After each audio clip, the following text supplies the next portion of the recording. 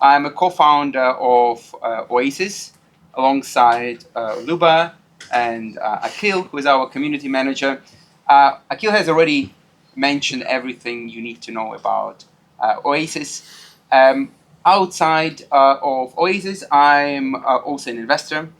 I run Blue Lake VC. We invest in immigrant founders. And ourselves as investors, as co-founder of Oasis, subject of advisors, fractional senior people in the positions, it's a subject that comes up time and time again.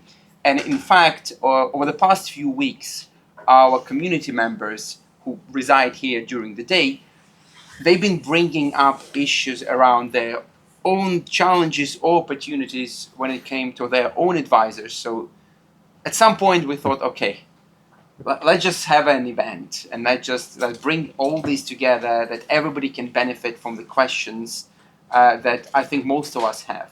This has been one of the most engaged sessions in terms of the questions that people have been submitting.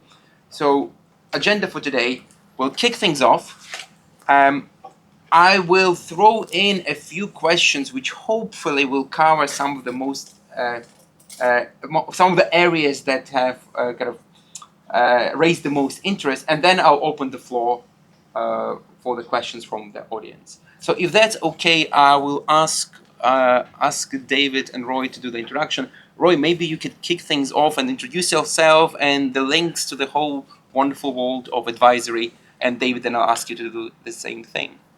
Yeah, amazing. First off, just to say big thank you, David and Luba as well. It's awesome to see what the guys have built here. Like, I think it's so rare in this world to find two VCs who actually care. There are some of them out there, I promise, but they are rare. And it's amazing to see, and like genuinely the care they have for founders and people in the community is second to none. So very grateful to have known them for probably 4 years now in my journey, which is amazing. And my journey started off as a 21-year-old finishing university with no idea about business, no advisors to be seen, and then suffered all the things that you do suffer as a result of that. I was really good at understanding how to get to our customers and how to provide value to our customers with my first company, which was providing content creation tools, helping sports fans and gaming fans create podcasts and videos. Beyond that, I didn't understand much. It's amazing that we got the result that we did, considering how little I knew, but a big part of that was down to the advisors that we found and onboarded along the way. And those were advisors who were helping us with understanding business, they were helping us with access, they were helping us with expertise, all the different forms that an advisor might take. And we managed to scale that business up to about 9 million monthly users, a really exciting journey, working with some of the biggest sports rights holders in the world. We got acquired by a big gaming company called Gfinity in 2018. Really interesting experience going from sort of 50-person, small, scrappy startup to being on the senior management team of a PLC at 25 years old, and learning all about the joys and pains of quarterly results when you are listed, and firmly decided I wanted to go back to the small, scrappy world of startups. So at that point, I started investing in some startups and advising startups as well, board advisory, fractional work, became obsessed with the idea that the future of work would be fractional, and started to build Connected around that. So I'm excited to tell you all about that. David? Great, thank you. So you can spot the entrepreneur and you can spot the advisor. I've got the dress code. Right. I'm a bit overdressed because I had a formal lunch actually. But, I'm not excusing myself for that. I am down with the kids, by the way, because I'm off to Glastonbury this year. So Better than me. I look a bit fraught now. Look, this is my 40th year in the tech industry, and I started out in tech almost accidentally. I wanted to be a pilot, and I went through pilot training, and I didn't quite make the grade. I thought, oh shit, a bit like you. What am I going to do now? And I thought IT, that'd be cool, and I couldn't get in anywhere. I applied everywhere, didn't have a science background, wasn't an engineer, had done very little programming at college. Come in, and I was doing punch cards with COBOL and Pascal on an ICL mainframe. People old enough in this room to remember that. Back in 1974. How many people were alive in 1974? That tells you something. I got a break actually, and I got on a graduate training scheme with a company called Olivetti, an Italian typewriter manufacturer who were getting into word processing. Got bought by Wang actually. Spent a couple of years there. Went to digital equipment. People remember VAX and PDPs. Stayed there a while. They got bought by Compaq. Who got bought? And none of those companies exist anymore. And I realised it's a hardware game. It's a bit tough. I'm going to get into software. And I went to Microsoft. Who said my boss when I said I was leaving. And that was in 1991. In 1991, Microsoft was about 15 years old. It was founded in 1975. It was about 8,000 people. It was chasing its first billion in annual revenue. So it was relatively small compared to where I'd been before, and it felt scrappy, relatively speaking. And I learned a lot. It's a fantastic company. It lost its way a few times, but it's still here. It's still here. When I joined, my stock awards were $1. Anyone know what the stock's trading at right now? 510. Around 510. It's chasing Nvidia to be a $4 trillion business. I bought Nvidia stock a few years ago, and then I sold it just before they went on this great run. Nice. You don't always get things right as an investor. You never really buy at the bottom, and you never really sell at the top. So I diversified out of Microsoft stock quite a while. I kind of wish I hadn't. I'm still a shareholder for them. So I left there after nearly 30 years. By the way, how many people were alive in 91 when I joined Microsoft? Oh, a few more. All right, okay. So most people in the room are 35 years old. Depends when in 91. So, yeah. Well, all right. It was September in 91. No, it wasn't here, sorry. And then I've worked in the UK, then in Europe, Middle East, Africa, and then in global roles, mostly in fintech, then in public sector, in defence, healthcare, education, and so on. And then at the end, quite a lot on tech and sustainability when it was kind of not a thing.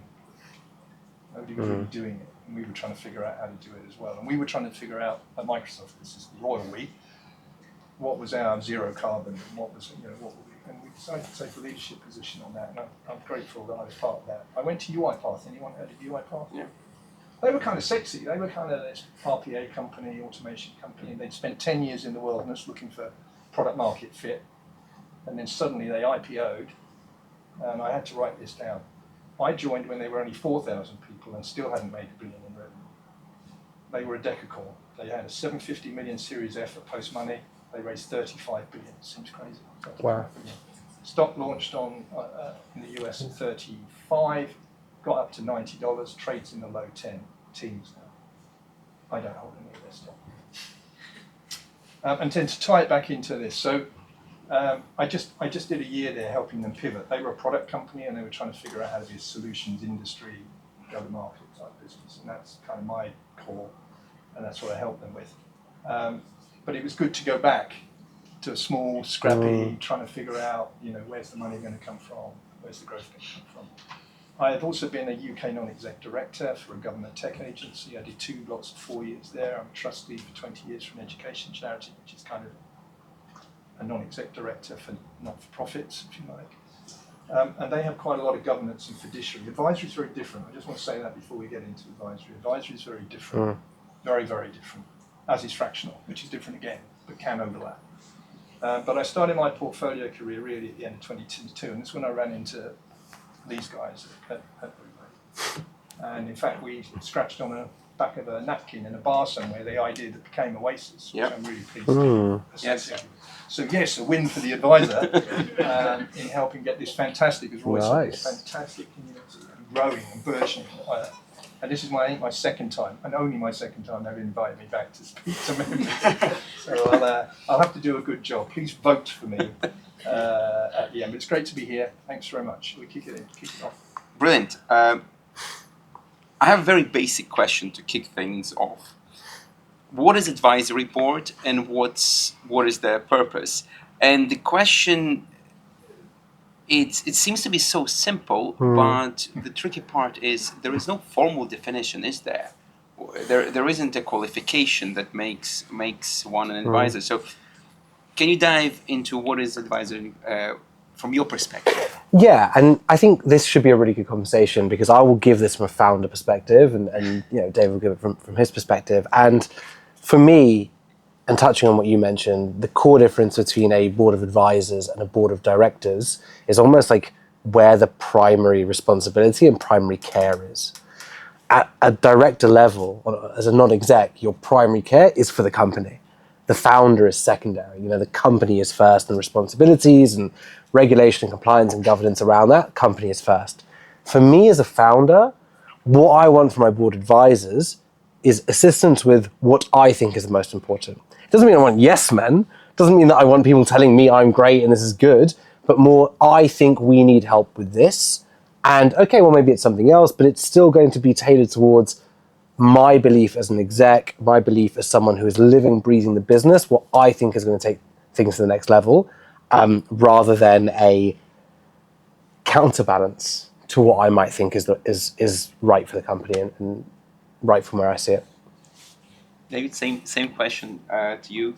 What is it? Yeah. And what's their purpose? Yeah, I think first thing about advisory is to separate out a little bit between an advisor as an individual and the relationship you may have with an advisor, whether that's contractual, informal, or whatever, and an advisory board, which tends to have something more structural to it and is a little bit more formally, not always, but is generally a bit more formally constituted. We're here talking about advisory boards, but again, it's kind of a bit of a blurred line. I sit on some advisory boards, but I'm also an independent advisor, so the roles are somewhat the same, but the contractual obligations you sit in are potentially not. So that's the first thing I'd say. I'd also say advisory boards can be rocket fuel or deadweight. Some of them, I could get onto that. We'll probably get onto when they don't work, but good ones work really well, and they're rocket fuel to any business. They really are. The trick is knowing when you've got the booster on and knowing when you yank the anchor out the back, and that often is how you structure the board, but it's also about the people you've got on the board and the chemistry between you and the board, the advisory board, and the chemistry between the advisors that make up the board. So there's quite a lot to think about. We're probably going to get into that. So I think the thing is, it's not a check. I need an advisory board. Tick. I've got an advisory board. I'll put that on my pitch deck, and I've got all these fantastic names. Don't do that. Just don't do that. It's a strategic asset you curate. You want strategic guidance. You want industry insight. You might want credibility, but think through. Why do you want an advisory board? What is it going to add? What rocket do you want to power with an advisory board? It's non-governing, so separating out the non-exec and the trustee piece. There's no fiduciary, there's no governance, which means the advisory board is to serve the founder, not to protect the business, to protect the company, to protect the shareholders. So you also have to get your head, this is not a management committee, it's not a board of directors, it's a very different thing. You run into problems when operators who have become advisors want to tinker with your business. Okay, so you want to avoid allowing them to basically get operational on you. I was training as a pilot, right? And I was going to mention it a bit later, but I'll come back to it super quick now. When you're the pilot, which you are as a founder, you're flying the plane. You are the captain, as you are on a ship, as on anything else, and you are ultimately responsible for everything that goes on. The co-pilot's there to help you. Don't let the co-pilot fly the plane without you giving control willingly or asking for them to help you with stuff. There's too much kind of reaching across and flicking switches and all the rest of it. You've got to kind of make sure you get the right bit from them. So they've got no decision-making power. I think there are 6 things. Strategic guidance. You want them for strategic guidance. Business strategy, product market fit, scaling, GTM, whatever it is. You want them for domain expertise you currently don't have and you've identified you've got a gap in the founding team or the core team. You want them to open doors for you, industry connections, networking, getting those VCs that ignore you to return your calls. You want them for fundraising support. It's kind of a classic one. But you also want them for mentorship and sort of support, particularly when there's key decisions or difficult moments when the business is trying to pivot, for example, and they're making some difficult trade-offs. We'll probably talk a bit more about sort of structure and so on. But start small. 1 good advisor is better than 3 poor or average ones. And that dig in a ditch, did you ever used to get that dig in a ditch math question at school? If it takes 1 man 1 week to dig a ditch, right, 5 days, how long does it take 2 men to dig a ditch? No idea? Half the time. Most people will say, logically, half the time, 2.5 days. No, because one gets in the way of the other, So maybe it's 3 or 3.5 days. And then you add a third person and say, how long does it take to get, and you get diminishing return because you've got everyone got an opinion, everyone's getting in everyone else's way, decisions take longer. So you should start small. If you're thinking about an advisory board, maybe get an advisor as the first and then grow it from there as you see complementary things that you feel you've not got, that the advisor has not got. And I'll say one last thing and hand it back. I turned down more advisory roles because I felt that I could be a marginal contributor. Good advisors will say up front to you, no, I can't help you with that. Not, oh, let me see if I can help you with that, or let me try and help you with that. As an advisor, my reputation is really important to me. My brand is my reputation. I don't own the business. It's about me and what I contribute. If I fib my way into an advisory piece and get a bad rep, that's me. I'm cooked. So one of the things when you're picking advisors is to just make sure that you really, really drill in. Sexy area about content and media, great fit with the CEO. We got on really well. I could see it's going to be a huge business. And then he said, can you get me into Sony, Warner Brothers? And I went, oh shit, no. I don't know anyone in that industry. I've never been anywhere near that industry. Don't have any connections in that industry. Is that the most important thing you want? Yes. Then I can't help you. We're still friends.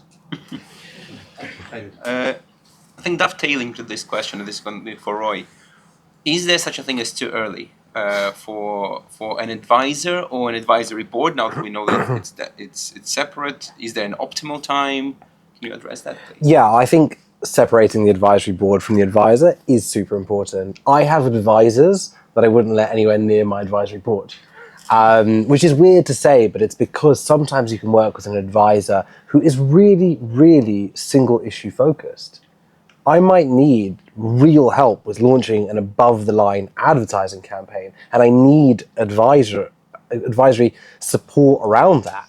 But that person being in a conversation with more generalist advisors or advisors that I'm working with because they've been there and done that in the founder hot seat is a totally different kettle of fish. So it can certainly be too early for an advisory board. I don't think it's ever too early for an advisor, because as a founder, if you can't make really quick decisions saying this person has got some value, they've got some knowledge, some expertise, some operational skill set that I can use, if you see it and don't utilize it at the early stage, you're missing out. So I don't think it's ever too early for an advisor formalizing or marrying up what that relationship is with some deep contractual agreement. Certainly you can dive into quickly. But I think from what I see, advisors have to be very, very cognizant that when you're working with companies at the earlier stage, it is going to be a bit more dynamic. It's not necessarily going to lead to a full advisory board position. But I also think that that's why pipeline of potential founders to work with is actually sometimes more important than single founder I am working with, because the nature of the requirements, the nature of the need changes over time. Thanks. And so this question came up in various forms a lot for people who submitted their questions. This one addressed to David. What motivates advisors who are almost by definition people who are successful in their field, people who may be used to quite high-paying salaries? So what motivates an advisor? What makes him or her perk up and join what is often a very, very unproven and risky story? Sure. I think I'll try and generalize. I think advisors are typically motivated by a blend of personal, professional, and financial incentives. The reason that I can do advisory is because I don't need to get a paycheck anymore. So I'm in a life stage myself personally, having worked for big tech companies for 40 years, at quite senior positions, with quite generous share options, most of which I wish I kept because I could be fully retired and all. But you do it for different reasons. So I think there are 4 things. My top 4 things. If you are testing the motivation of an advisor that you want to work with, or if you're thinking of becoming an advisor. By the way, you can be an entrepreneur and an advisor.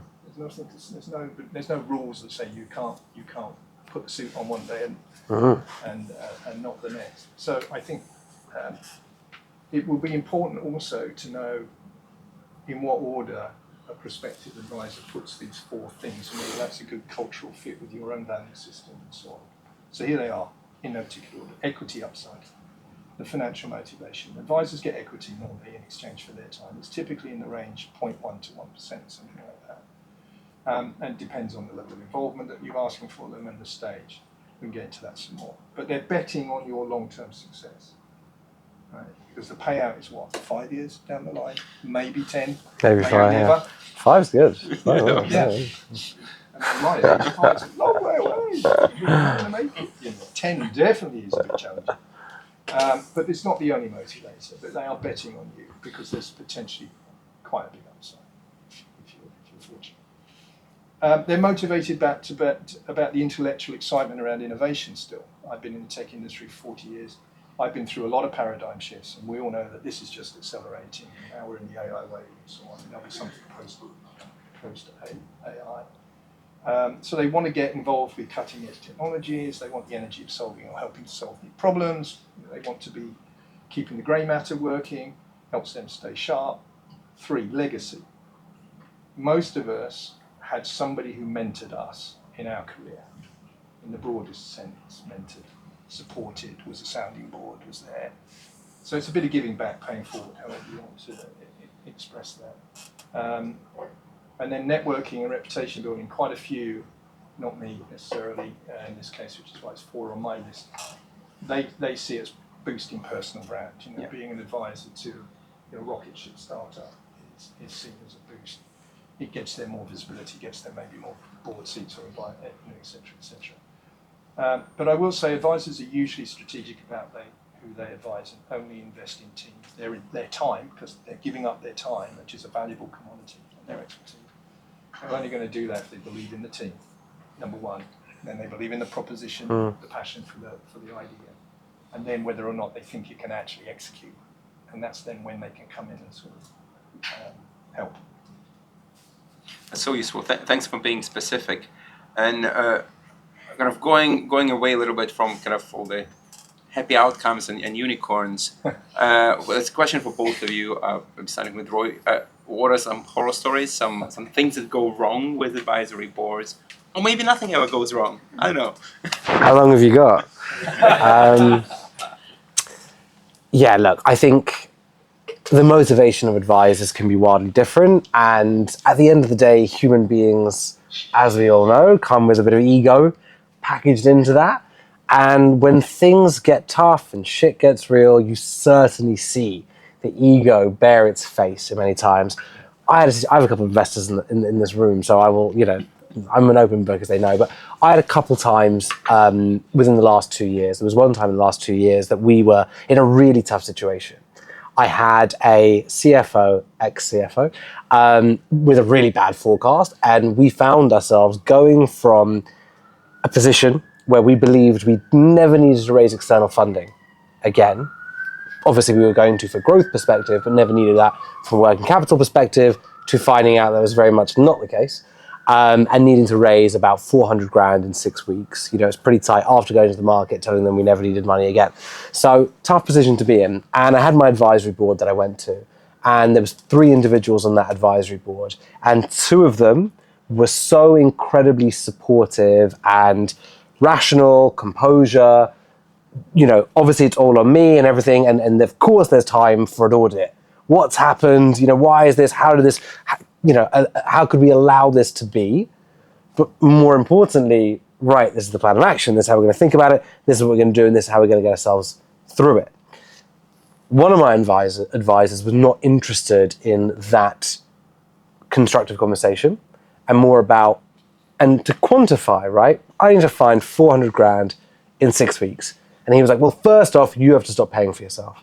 Now, my investors will be glad to know that me not paying myself for 6 weeks is not really a drip in the ocean of 400 grand. And the point was, when I said to him, I turned around, I was like, okay, let's talk about that. But we're talking about, less than 1% of solving this problem. And after, when I solved it and we raised over $1 million in that time, because actually the business was growing, the plan of action was great, and we had all these things behind us.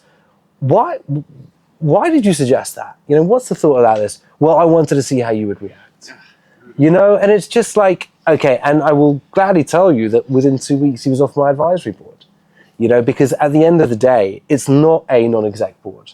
You know, when there is so much more. As an advisory board in a moment like that where you need galvanization, where you need everyone to be on side, you don't need that type of energy. You don't need that type of detraction from what you're doing. So it's really good to do due diligence on your advisors before working with them.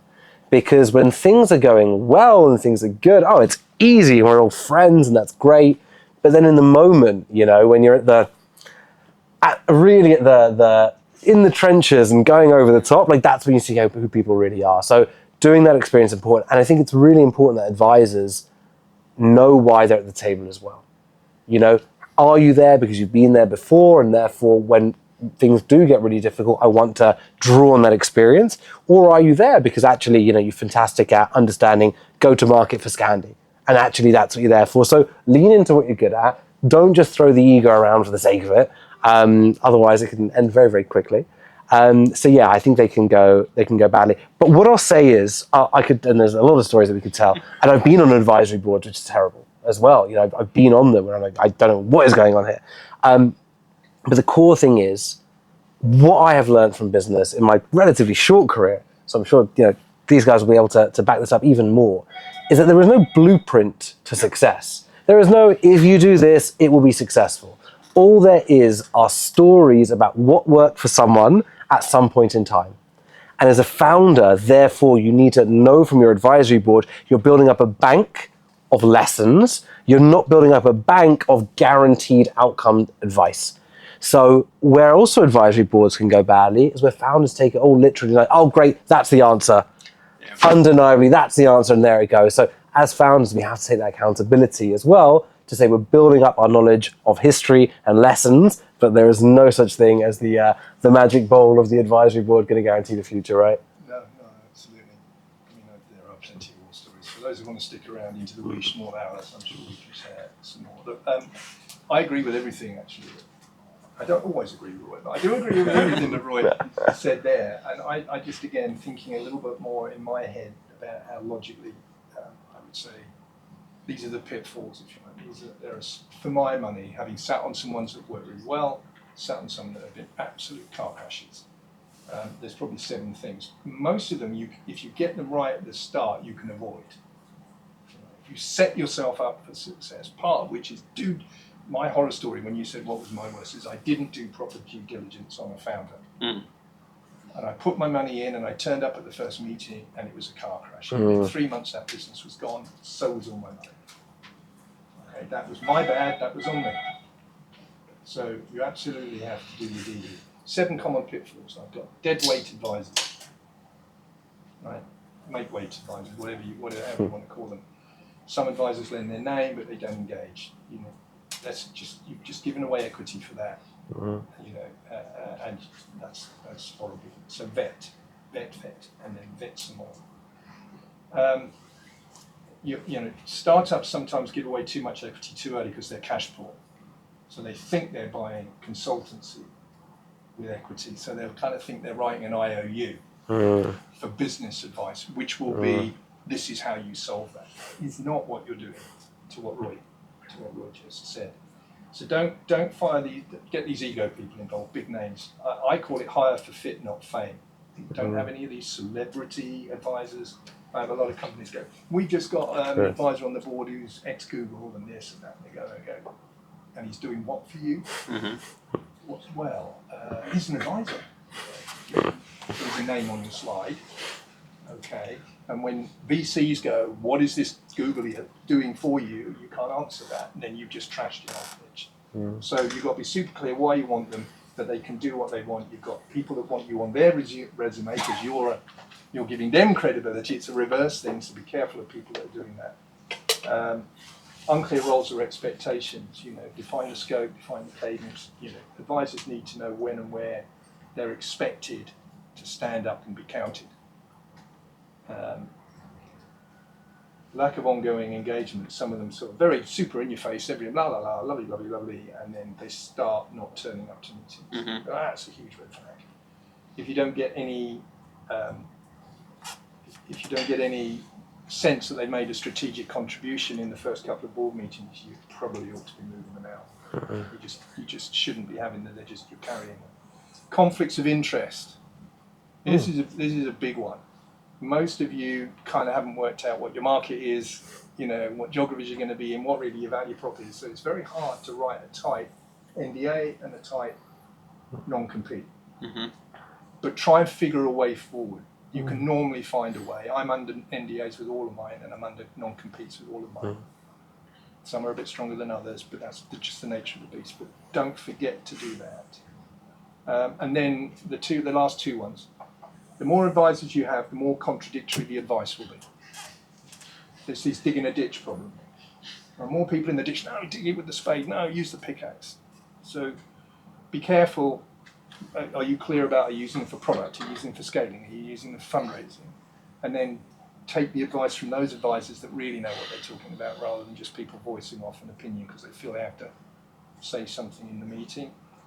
And beware of what I call founder dependence, where, a bit to what Roei said, you've got two things going on. You kind of allow the advisory board to make the decision for you.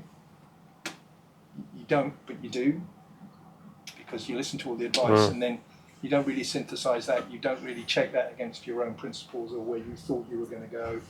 What you're looking for, is rely on the money for the core decision that you already think you're going to make, to check and test those. Otherwise, you'll lose your confidence and you'll lose your clarity about where you just get pushed off. They're there to support you, lead you. And I was going to say and maybe we'll come, if you're going to ask what was the best experience, I think this one about being in the eye of the storm. Good advisors will be in the eye of the storm with you. Bad advisors will jump in the first life raft that they can find and swim away from the problem as fast as they can. That seems to resonate with Roei, with your experience. Yeah, well, I guess it's like that with everyone in life, right? Sure. Advisors, employees, investors, because there's so many ups and downs on the journey. So yeah, I think that resonates big time. And so the true story, a friend of mine from university, he called me yesterday, and he is 20 years in agrochemical industry. He decided to quit it and become a startup advisor, fractional CTO. And he approached me asking, how do I go about doing it? I know a great platform for that. You're asking the right guy. I am asking the right guy. So I actually wanted to ask, obviously you from a connected perspective, and David, from your perspective, how do you find these non-very obvious opportunities? But right. Well, I think for a lot of people, there's many motivations why they might want to begin that journey. I think a lot of people, especially when they've been involved in fields where there is a strong physical component, so something which may require them to be in a specific place, they see that the world post-COVID has changed radically. And a lot of people feel from that type of industry as well. We see a lot within agri-tech. But I don't want to be stuck in the physical bounds of what I do anymore. So my ability to take part of my skill set and apply that globally. Because if I'm a thought leader, domain expert in agri-tech, I can be in the UK, but advising a company in New York, in Geneva, in Sydney, wherever it might be. So I think there's a big, especially from those coming from those types of industry, a big motivation there. But I think it's a really important thing for people to know when they transition into that space that there are things that you can lean into and there are things that you shouldn't try to lean into. So advising a startup on what it is to be a startup when you've had 20 years of experience in a big corporate is not going to be a good fit. Advising them on domain expertise, on, I don't know, this person's specific skill set, is a really nice way to make that transition rather than doing, I'm going to be straight in board experience and showing them how to make big strategic decisions around governance within a growing business. So I think there's tactful ways, and then there are almost a gaps between expectation and fulfillment for those transitioning in. By the way, I have directed him to Connected. Fantastic. Love to hear that goes without saying. Yeah, of course. David, how would you experience? You find all these quite frankly, obscure companies at this stage. How does this happen? We've been through a lot of DD with potential investments through Blue Lake, as well as others involved outside of that. I do want to talk about becoming an advisor, but just to link from there, when you've been in business for a long time, in the tech business in particular, as this is a tech business, if it looks like a fish and it smells like a fish, it probably is a fish. There are just patterns that you've seen before that tell you about an individual, a business plan, a value proposition, a capital structure. Doesn't matter what it is. Depends how much knowledge and insight that you can bring to those. So I just want to jump on there. You've come from big tech. You've come from Google or Microsoft or Meta or IBM or whoever. And then suddenly, why are you relevant? You are relevant, but only in certain domains. I've never been an entrepreneur. I've never started my own business. I have two uncles that started a business. Were very successful. I also have an uncle who was a specialist in marine reinsurance. That's oil tankers, oil rigs, high niche market. Spent his whole career in it. And when he left, what did he get? He got an advisory role as a advisor to marine reinsurance companies. Could he come and parachute into one of you unless you're doing marine reinsurance? Anyone? No. So, it's that fit. So, founders usually want specific help, and they want advisors that can give specific help. And above the line marketing, or whatever it is. Not just general smarts, but that actually turns out to be quite useful. And if you build a good relationship, particularly with the CEO or the core founders, you do. I have no coaching qualifications. I've never done one of these exec coaching things. I've been an exec in an operational role in big business with a lot of pressure, lots of people, lots of numbers on the noughts on the end of the numbers. Doesn't matter whether it's a telephone number size or it's just 2 digits. There's still the pressure of that. So you can help with certain things. So if you're being an advisor, when you transition out, first thing is don't try and fly the plane. Yeah. Because you've been an operator. And you go, well, I know how to do this. No, then you're being a consultant. You're not being an advisor. You're saying, give me the keys, I'll drive. So work out what you are, your domain expertise. I'm not really a tech person, I'm not an engineer. I went through this before. Not really a tech person. Huge appreciation of what tech does. Product, not really. GTM, yes. Scaling, yes. Partnering, yes. So if you want stuff, then come talk to me. If you want, I probably know somebody else that can help. So be clear. If you're making that transition. They'll often say, have you done a startup before? Well, actually, the first startup that I became an advisor for, my very first gig was for a Polish cybersecurity company. I'd never done a startup, it wasn't a problem. What they wanted me for, it didn't matter that I hadn't worked with a startup before. They wanted me to open doors in other places that they couldn't get to. You've got to just figure out how the startup ecosystem works, join communities, connected, so on. But focus on the ones where you think you can help. Like, I could help with cybersecurity, and I could help with a few others. I couldn't help with the media company, which I mentioned there, because just what they wanted I couldn't help with. So don't waste time chasing sexy stuff that you're never going to get asked to really do. Do pro bono. It's kind of try before you buy. So every gig I've ever got, I said, just hire me for a month for free. I'll do 8 hours or 3 days, or fly to wherever. And if you like what you see and you think it's valuable, we'll move it. And then actually you don't even chase them. They go, yeah, can we formalize this now? And so don't push yourself in. Show yourself in. And show what you can do. 2 last quick things is, well, actually really one, because I've jumped to the formalize the role, but the last one is really about the mission, the culture, and the value. You've got to find what I said before about what's the mission, the problem the founders are trying to solve. Do you believe the passion? Do you believe the conviction? But the 2 other things, if you're an advisor, is there good chemistry on a personal level? It doesn't have to be a friendship. You don't have to be drinking buddies or all of that stuff. You become those maybe, but that's not. You just that is there good chemistry. And the second one is, are they coachable? So you as founders, you as entrepreneurs, the assessment an advisor is making is, if I invest in all of this and I try and help them and they just don't listen, I'm just pushing water uphill with a stick. So you have to have a sixth sense about are they coachable or are they willing to be coached? They don't necessarily have to do what you say, but will they listen? Will they take it on? Will they consider? Otherwise, you're not adding any value to them at all. Even if they ultimately use that to destructively test something and then go with what they originally said, which is fine, by the way, because you're not making the decision there. Well, no, that's amazing, really strong, actionable advice for any advisors there. And what I really encourage anyone transitioning into that space is be mindful that you need to take a portfolio approach to that career, right? Which is, it's exactly that. And it's, look, you might have the things which pay your day rate 3-4 times a month, which is great. And that's what you're looking for to really cover your base. And then you'll have these really, really speculative bets that you're taking on, which you feel a little bit insane. But for a couple of days a month, that also makes sense from a portfolio perspective. And how many advisors are in the room versus founders, out of interest? We've got advisors and then founders.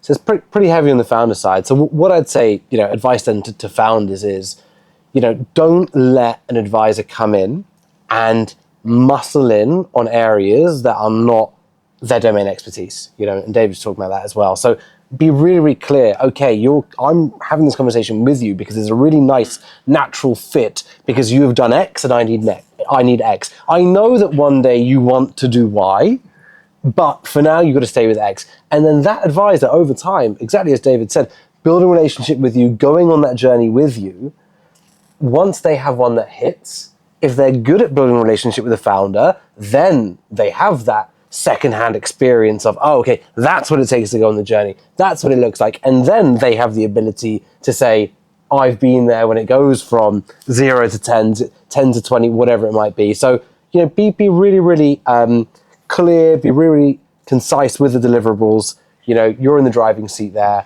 And then on the advisor side, take the portfolio approach and spread that risk accordingly. Great. Thank you. I would like now to open the questions to the floor. So if I can ask you, just lift your hand, I'll point to you and then do a brief introduction of who you are. And if you want to address a question to anyone specifically, but please feel free to answer them if you want to jump in. So in no particular order, the gentleman here in the blue t-shirt. Thank you very much. My name's Tim. I'm a founder. I'm building the Duolingo of recruitment to teach both sides of the job hunt everything they need to know and then match them together. And my question, I'm kind of go-to-market at the moment.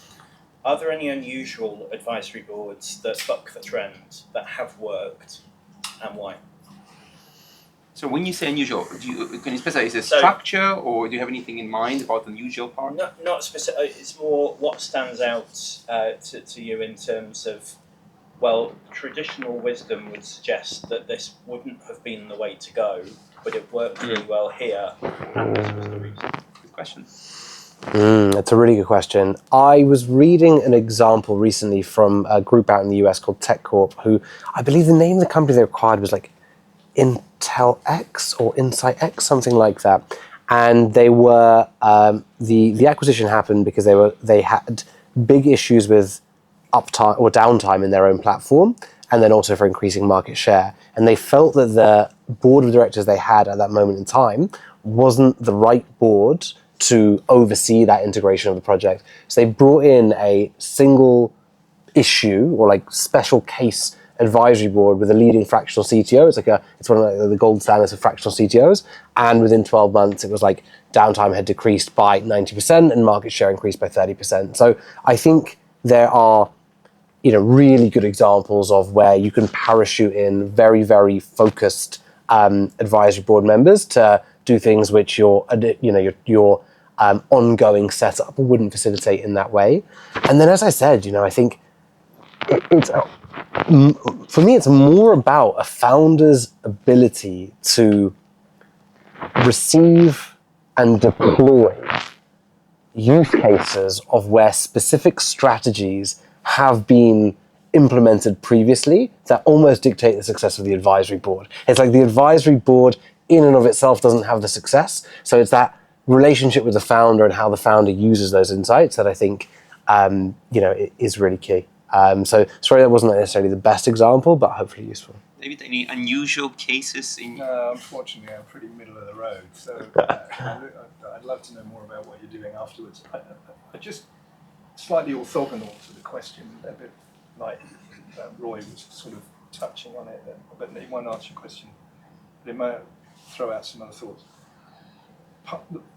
The trick in being an advisor and or part of an advisory board as a founder is being able to sort the wheat from the chaff.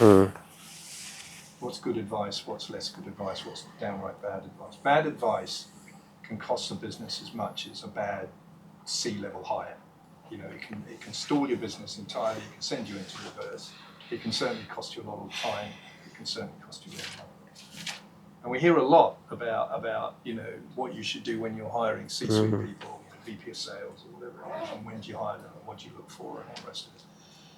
And you should have that same diligence with advisors. And so the test for me when I watch behaviour in how other advisors operate in those scenarios is, when asked for their advice, did they do any and ideally all of the following?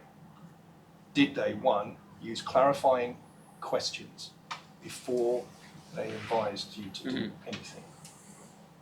Did they start with more questions, or did they come straight in with the answer? Straight in with the answer, sorry, no, that's not. They're just not. They haven't covered the ground.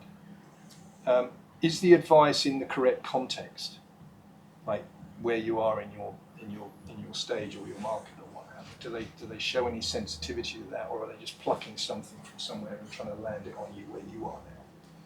Is it principle based, as in a universal truth, or is it anecdotal? Like it's specific. I remember when 25 years ago, when I was at blah blah blah, we did this. You should do the same. Nada. Not going to be the right thing. I mentioned patterns before. There's the sort of patterns versus one-off. If they can point to evidence where this has happened in multiple places with success, that's believable. If it's experiential, it's something they lived through, and they put that as gospel. It sort of builds on the previous point. And then the last thing is there a way you can de-risk the advice? So can you pilot an idea like a new pricing strategy or a product packaging strategy or whatever it's going to be, or a new market entry strategy? So can you pilot something on a limited time basis where you can get the feedback to test? Because maybe you don't quite believe the advisor and you're not quite committed enough. Did you want to go the full hold up front? So if you can do some of those things, you will get the benefit of an advisory board, and it will be a test of the efficacy of that advisory board. Because if all you've got is either yes men, which you already, or yes women, or yes persons, maybe we should say, who just go, yeah, it's a really good idea, you should do that. That's not how you do it at all. You want to be constructively challenged, but you don't want people to tell you what to do. So how do you find that middle ground? And then I think you'll be one, if you have a board that operates like that, you'll be one of the top, I would say 10%, maybe even less, that have got a super efficient, super efficacious board. Thank you. Thanks. Anyone else? Yes. Same story. Very brief intro and question. Great thing. This is one of the most enlightening panels I've been on. Maybe it's my current challenge as well. So hello, my name's Chris. I'm founder of a sparkling coffee brand which launched in May.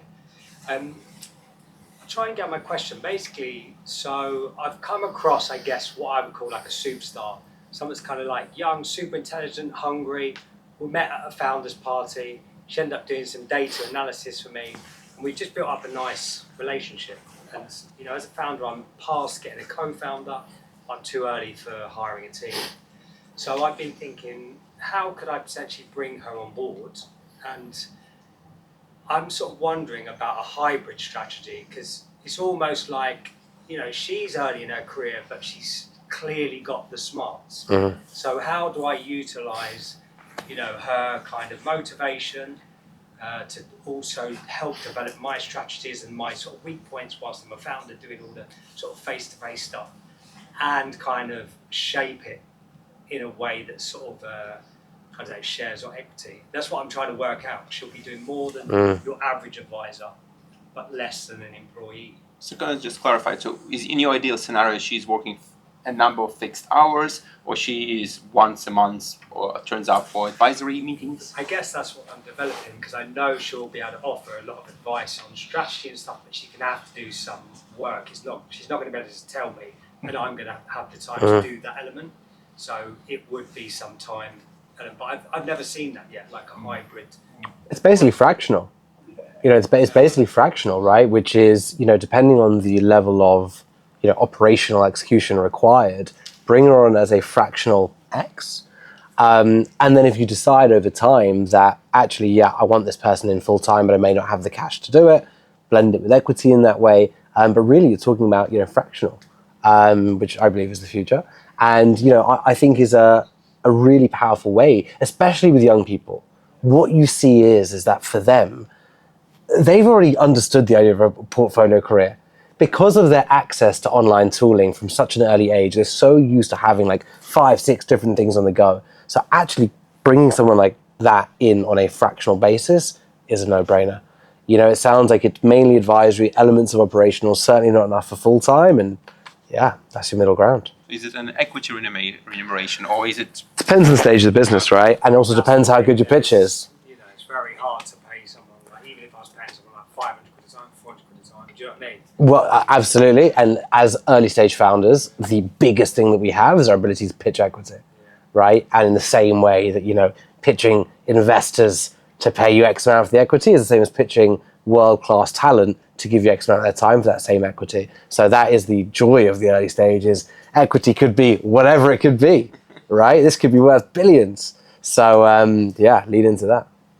Thank you. Sorry, David, yes. Can I just build on that very quickly? It was a sort of related question I saw that somebody submitted, which is about, what they called non-traditional, which is hybrid kind of fractional model might be.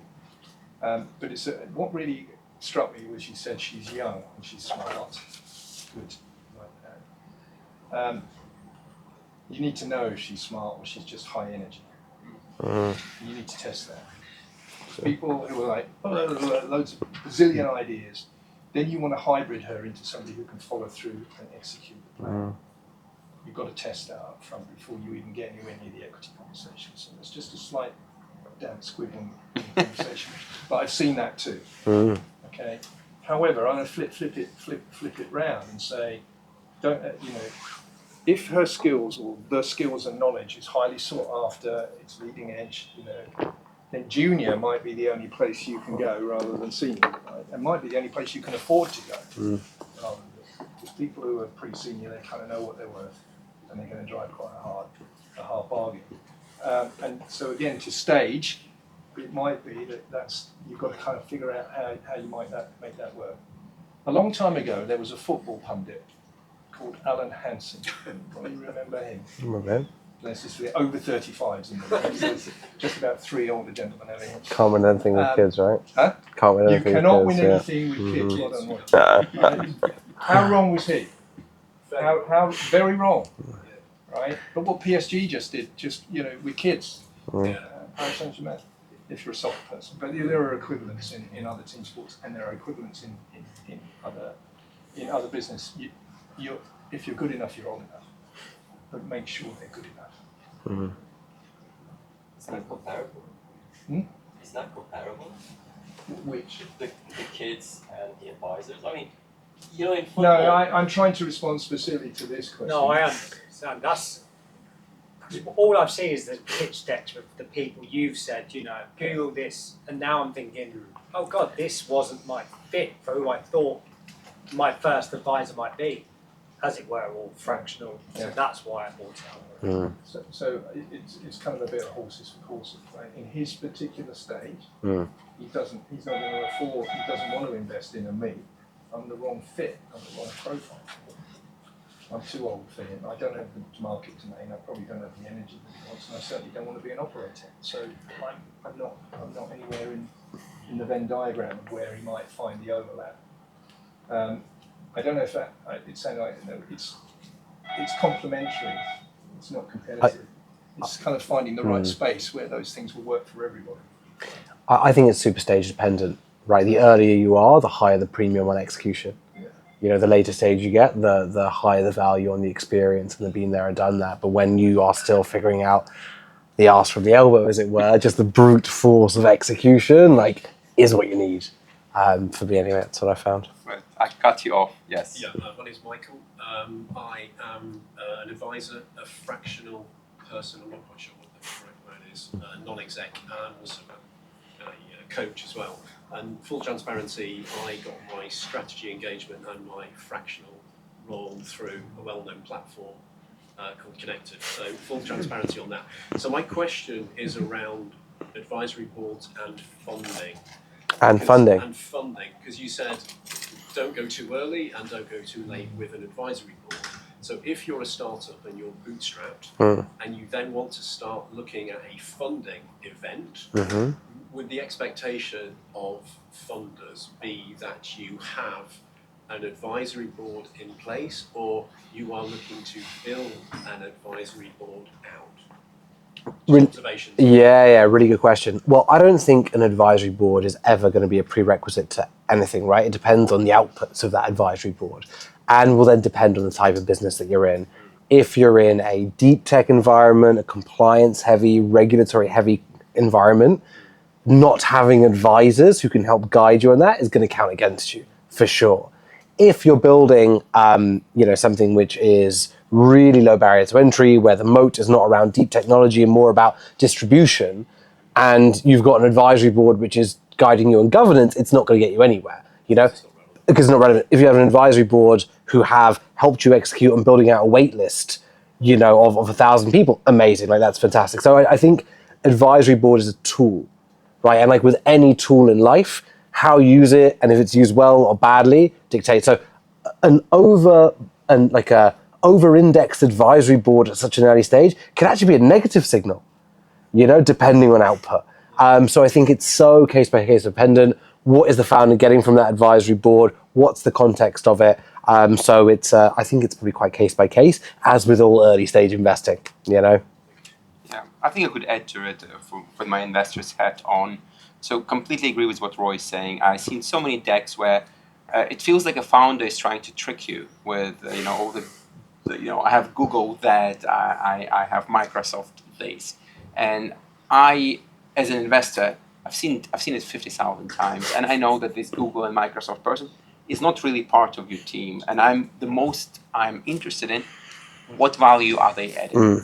And if the feeling which I'm getting that you are actually creating this facade of this high-powered team, which you're raising 500K, this is like 2 months' salary for one of those people.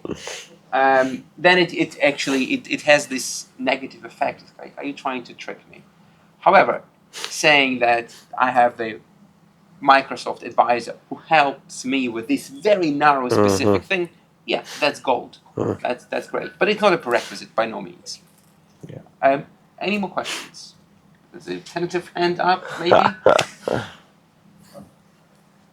I'm Marco. I'm building my second startup right now. We're building a product analytics platform that finds patterns across data and customers. My thing right now is what are the risks of unofficial advisors? So let me dig a little bit more. We are in talks with a few chief scientists of a few big companies in SF. Big companies, corporates, and they basically have a really great non-compete with other companies. Not about not-compete, but a lot of stuff that that they can really go further. So in a way, definitely we would enjoy the experience for them on everything from the talents on, but most on experience, because when you build a startup, what you don't have is your 40 years of experience, pretty much. Yeah. So what are the risks? Because they basically proposed, okay, listen, we will go through maybe an official path in the next month, but we have to provide a lot of documentation and all the stuff. In the meanwhile, where we don't go with an official advisory role. So what are the risks of that? And it could make sense in the... That's how I love our fireside chats, is that we get these kind of very honest questions like that. Roy, would you like to take a stab at it? Sounds like a win to me. As a founder, that's great. I mean, that sounds like no downside. Like, obviously, the devil's advocate is if you're giving away real secret sauce to someone who's working with a competitor, obviously that's, a bit of a risk. But at the end of the day, if you're utilizing it in a way that you're getting insight that you wouldn't otherwise, without formally giving anything away, and not feeling that you're putting your secret sauce at risk, I mean, it sounds like a win. David? Yeah, I'm just scribbling some notes. Oh, I'll go on the other side. I'm not saying what Roy says is wrong. I do see the upside. I mean, I spent a lot of time, both in the UK and elsewhere, on the kind of academic innovation spin out, science park, technology transfer kind of conversations, Cambridge, Oxford, not just with Microsoft but elsewhere. And the whole IP question is a quite thorny thing to kind of get right. The secret, let's call it the secret sauce, right? So I don't know the specifics. Maybe if you want to chat after, you can help with that. Some thoughts. Just don't give them the secret sauce. The other thing is that you go to some of these academic sort of so-called thought leaders, and they are. We've got any academics in the room before? Absolutely crucified. No, okay. They don't live in the real world. Is the choice. It doesn't mean that they don't have insights, but they've probably not been real world destructively tested. So sometimes questions where does this left field idea come from, can originate in that space, but it may not have the traction in the real world that you think. That's why you need to trial stuff. You need to not get all sucked into, hey, this great professor of something or other, and has persuaded me. Leaving academic and going over to enterprise companies. Another area to watch out for, where I've seen mistakes made, is that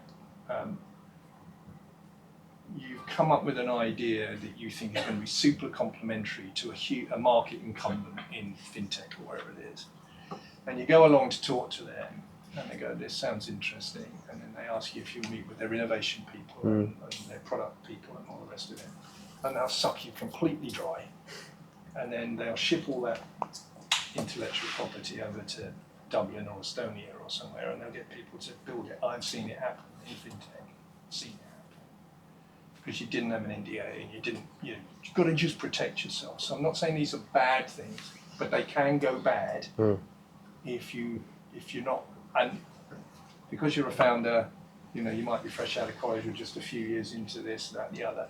These big tech companies that have got copyright lawyers and all this sort of stuff, if you're stupid enough not to ask for an NDA, we're not going to tell him he should have asked for an NDA. I think that's totally it. Like, don't give anything away that you're not expecting to see. You're expecting to see given back to you. Yeah. NDA is in place, definitely. Yeah. My thing is more on an official advisory role where, a little bit further than just an NDA, where basically of course, to provide good insights, they also need to know exactly what we're doing. There will be people that want to, particularly in the academic world, who will be quite happy to give you unofficial advice, and they won't expect a contract, and they won't expect equity. In fact, their terms of tenure probably prohibit them in many cases, unless they're part of some of these where they get special exemptions to be allowed to do that. But they haven't got any skin in the game. Again, so your free advice sometimes can be really great, sometimes less so. Yeah, I have a few thoughts very quickly. I think you can look at this from different points of view, and I always like to think about what's the worst case scenario. And the worst case scenario, if I understand it correctly, you become big and successful, and those big corporates thinking, oh shit, how can we get a cut? So if you're getting unofficial insights, I don't see, and this is not a legal advice, I don't see a problem. If these guys, for example, write a part of code, which is done under, umbrella of, everything they're doing belongs to a corporate, it sounds to me like it's going to be a world of trouble. Yeah, so that's true. I think this is kind of, some of the delineation you may want to think about. Yes, David, can I build on David's point? Please. Because I've got a real life horror story. So we love those. I've got quite a loud voice. So I wear a VC hat, I wear a Blue Lake hat, I wear a connected hat, I wear an academic hat actually, doing a part-time PhD. I wear various hats in this. But I was an NED of a startup that got incredibly flattered by the attentions of Amazon. So I'm going to give a real, sorry Amazon, you are horrible. So I'm going to give a real story, which is why I think you've got to be super careful. Very often founders get very flattered by the attentions of big tech and wow, they think what we're doing is cool and interesting. And actually what happened was the founders kind of did spill the crown jewels and they did talk about how they were going to market and they did talk about what clients valued. And what happened then was Amazon decided they didn't really like that because they felt that startup was parking its tanks on their lawn. So what they then did was went around their clients, 70% of the business was in the US, and tried to frighten the companies into not using that startup, saying what they're doing is illegal, it wasn't illegal.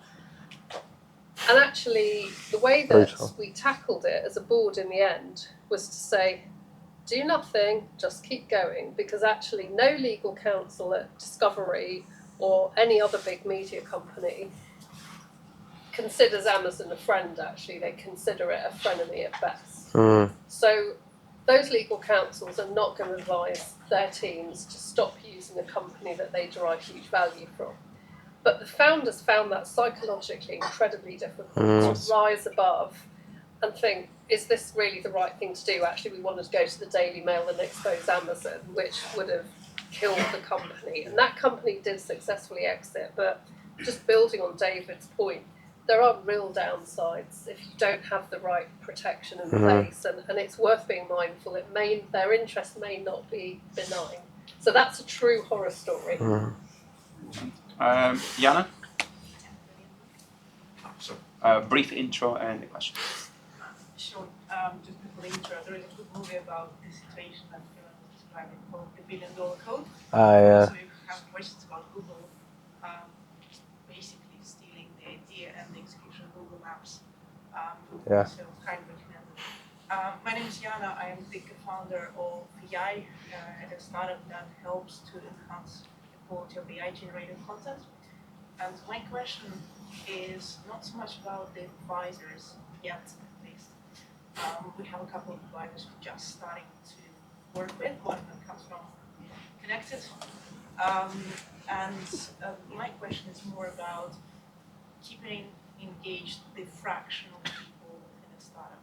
Because that's a situation I came across a couple of times already, when we do get a person with the very right skill set to help us solve a very specific problem, be it data science or in product management. We get the interest, we get them to work with us, sometimes on a part equity, part cash basis, sometimes just equity basis. But we do not manage to keep them engaged because another gig comes in or their full-time job just accelerates and they don't have any time anymore to dedicate to us, or something else happens. And yes, we have an agreement on paper.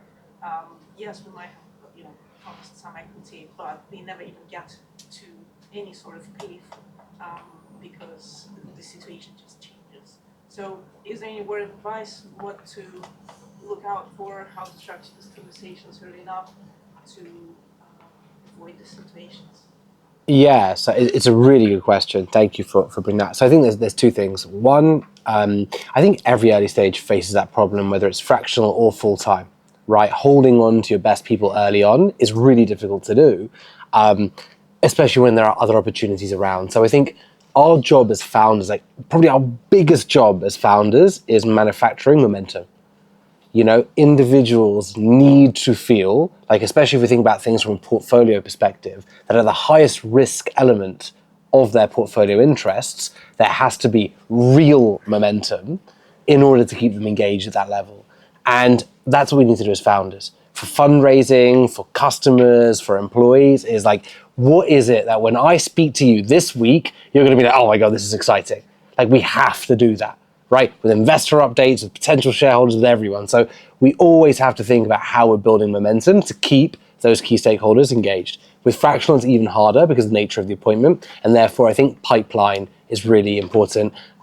You need to know who else might be able to come in if that person does leave, and therefore you've got to have a high level of collaboration on documentation as well, with your fractionals, because they could turn around and leave at any moment, or no matter how much momentum you have, if perplexity comes knocking, they're gone, right? So you need to have a really high level of collaborative documentation where there's a strong emphasis on there being a handover at any minute's notice, because it is the nature of it. So momentum and then downside risk mitigation through a strong emphasis on their ability to plug in to the docs that your business is using on a non-fractional basis to ensure that the handover could be as smooth as possible.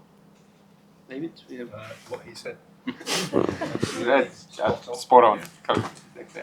Yes. Hi, my name is Ankur. I'm founder of a fintech startup called Compilance. We have a platform that allows financial institutions to manage their regulatory risks. I'm keen to understand what's the best way to kind of structure the equity that's being kind of offered to an advisor, and specifically around Roei, your initial case where you had 3 advisors, you decided one should leave. So what's a good way to structure equity? Considering things may not work out as well in the future.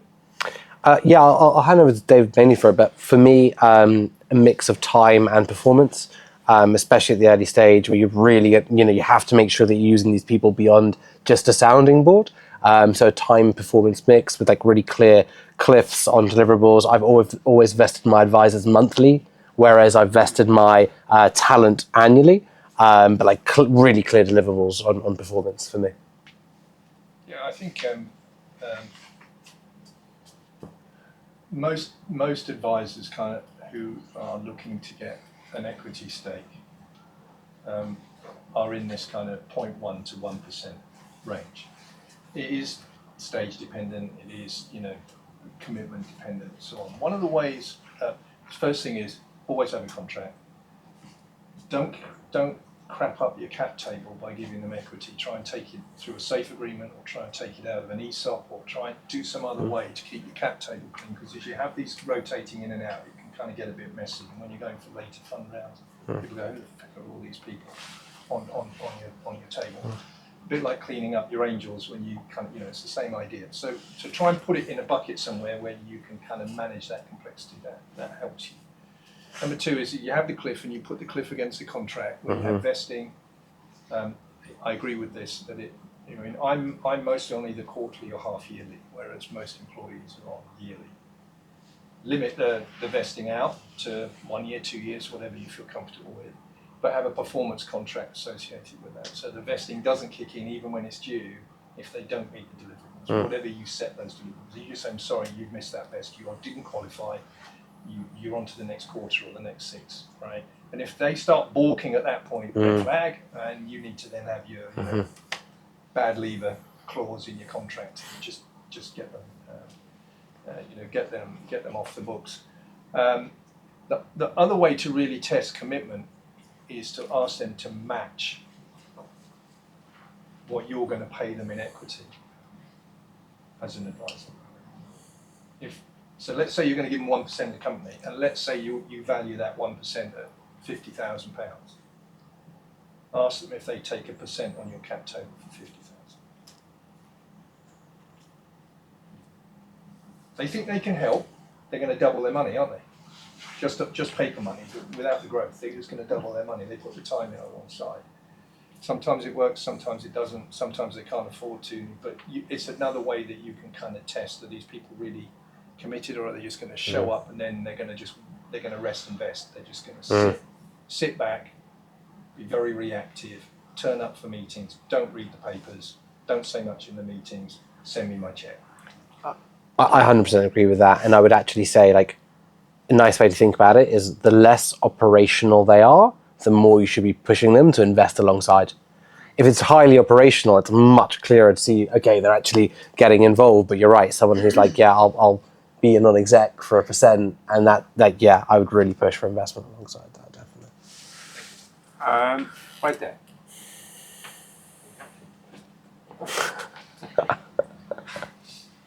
Hi, my name's Barney. I work for Choose New Jersey, which is it's the economic development agency for the US state of New Jersey. So we help businesses with New Jersey. My question was if the panel could comment on the differences between US and UK in terms of advisory boards. As I understand, in terms of legal counsel, the engagement is very different between US and UK.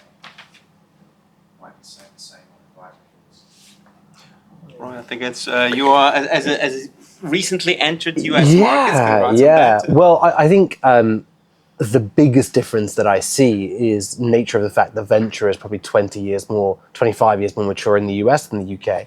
So the general understanding of what I should be looking for from my advisory board, what's a high functioning advisory board, the right ways of compensating that, it's just so much more advanced than in the UK, where for a lot of people this is a brand new venture. And I think therefore I've seen higher velocity, better output, and just better relationships on the US side. But it's not to say the UK won't be there, it's just a matter of it's happened in the US for so much longer. And I think as well that in the US they seem to get the, it was a phrase you used, but more like show for a month and then convert before formula.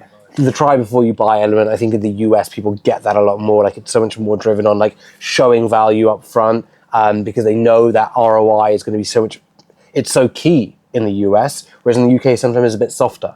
So if I'm in an advisory board in the US, like I know the expectations of me, I know I need to show that, therefore I'm not afraid to show that up front, whereas in the UK sometimes they're a bit more softer in the way that we want to define things, and it leads to grey area. The grey area leads to slower velocity, it leads to bigger gaps between expectation and fulfillment, and therefore one thing which I think UK advisory boards should learn from the US is clearer deliverables. Guys, like let's not be afraid, when it's, and in a startup every moment is life and death, so I think I see much clearer deliverables in US advisory boards than the UK. It's a lot to learn, but we've got it, guys. Let's just keep pushing on, we'll get there. So yeah, what you said plus a couple of other things. Obviously I've worked for US companies and I've done a lot of work in the US as well in the past. I think that there's a stronger culture around startups for sure. There's a longer history.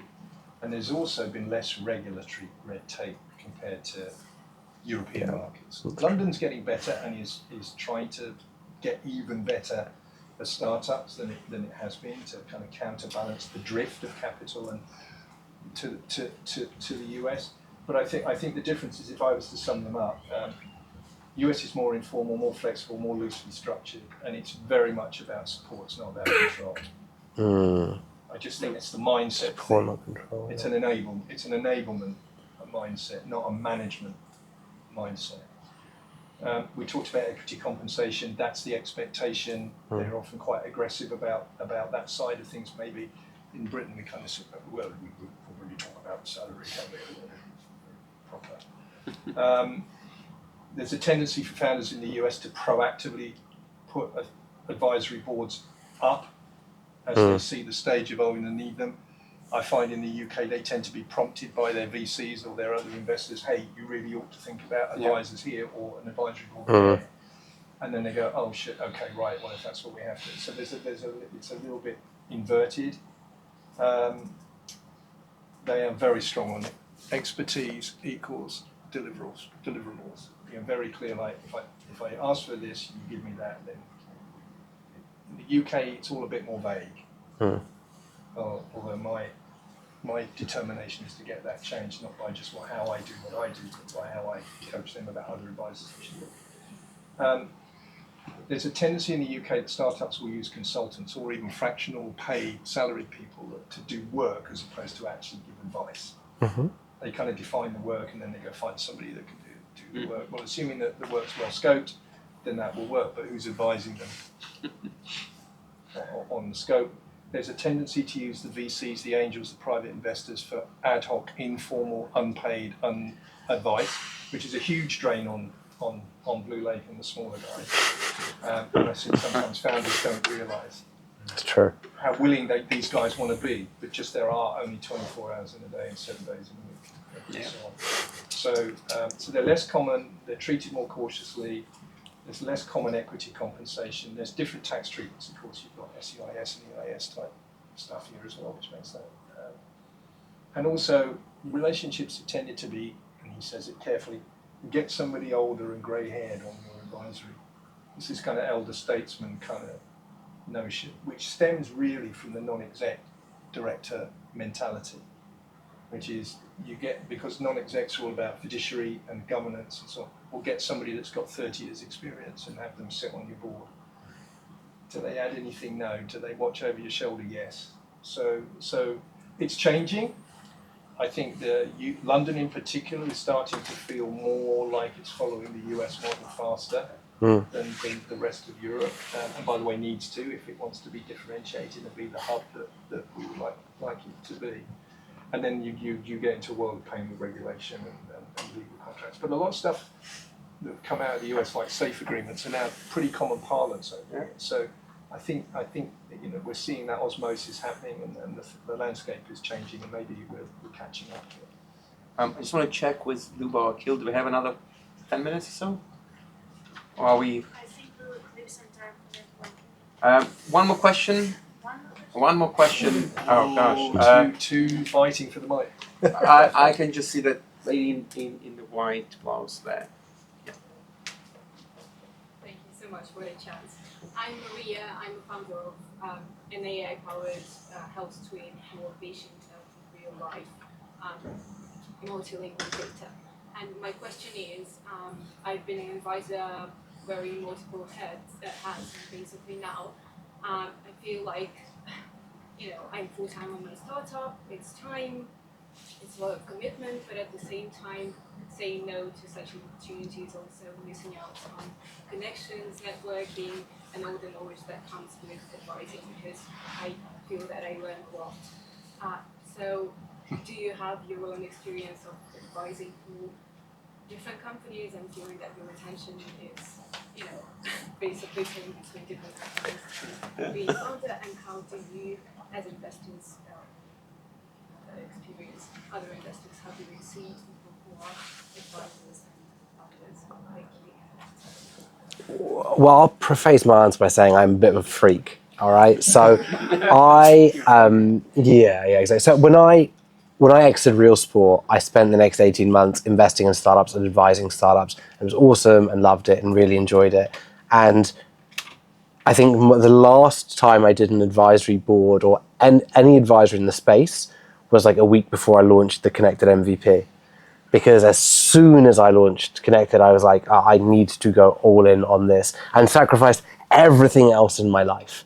As I'm saying, I'm a bit of a freak, but sacrificed everything I possibly could to dedicate every single waking second I had to bringing Connected to life. It's funny, I used to talk about, and you can maybe tell I don't have kids based on what I'm about to say, I used to compare having a startup to having kids, right? Year one is, you just keep them alive, right? Again, I don't know, that's what I assume. But actually, I saw Reid Hoffman talking about this the other day, and he put it so much better, which is actually your startup is default dead. It doesn't start alive and you're keeping it alive. It's dead, right? You've got to bring it to life. And again, assuming, it's difficult, right, to bring something to life. So for me, I think as a founder, our responsibility, especially if we have employees or investors where we've convinced other people to give up the precious life energy of time that they have to come and do what we're doing, like it's our moral duty to sacrifice everything up until the second that you don't have to. And now I'm back on advisory boards, I'm advising and invested in a great company recently, ETA. I'm back doing it because actually the business is in a stage where I can, but my belief is, and maybe call me old school, but like founder is all in. That's my view. I'm an investor, but I'm not a founder. So I don't wake up with the cold sweats. Can we make payrolls? Because day zero suddenly got really close.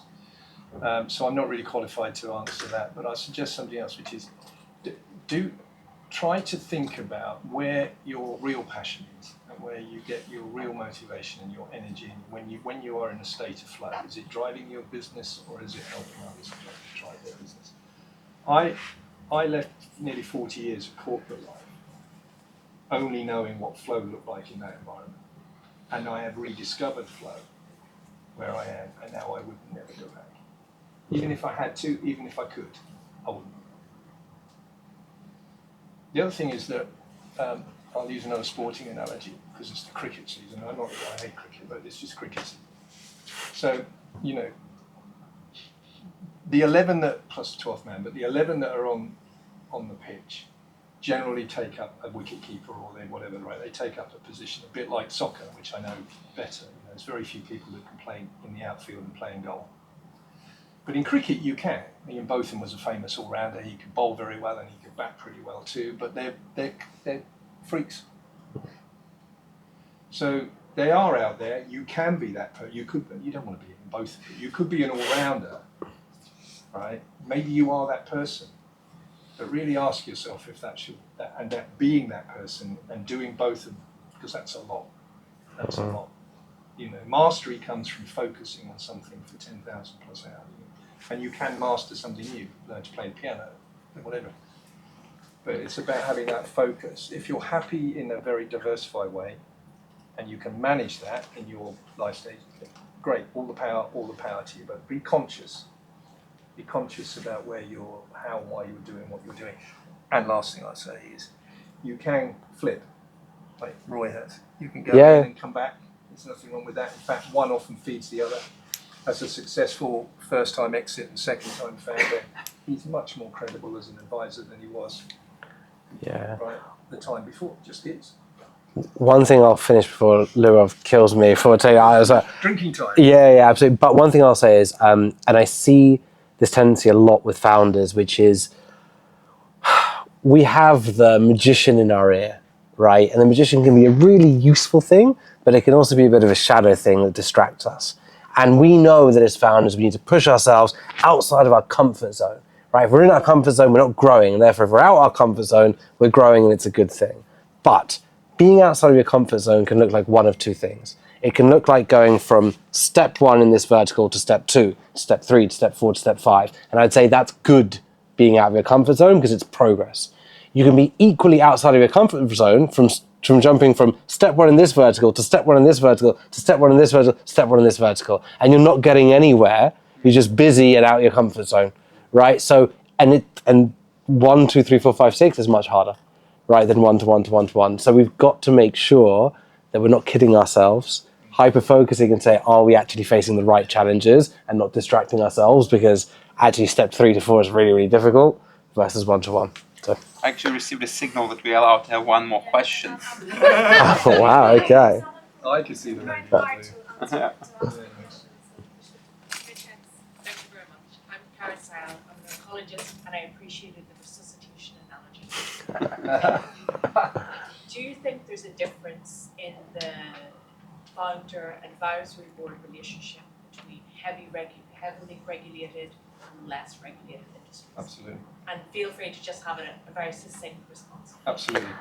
I would be terrible in a heavily regulated industry. I know that much. I'm far too much ADHD and let's make things happen now. So I can only imagine operating in that space. I spent 20 years working in the public sector area around the world. It doesn't get more heavily regulated than healthcare and defence and so on. So absolutely, you definitely need domain expertise if you are in a regulated space, and without it, you're not credible with investors, let alone with customers.